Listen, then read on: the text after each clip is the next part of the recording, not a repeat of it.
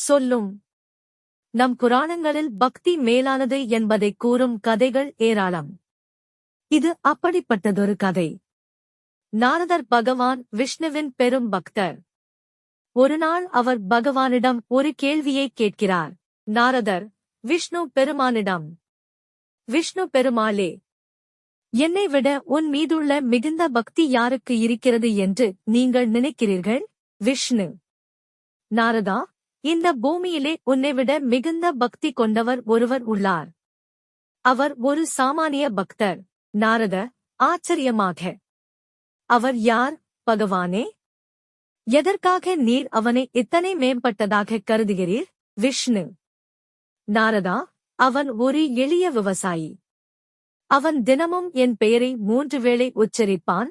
ஆனால் அவரது மனம் எப்போதும் என் மீது நிலைத்திருக்கும்.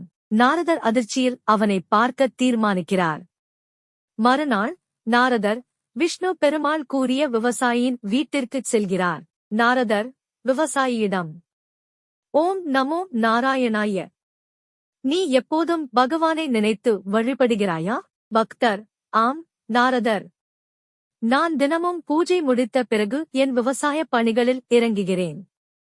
என்னுடைய வாழ்க்கையின் ஒவ்வொரு தருணமும் என்னால் முடிந்தவரை என் பகவானுக்கு அர்ப்பணம் செய்கிறேன்.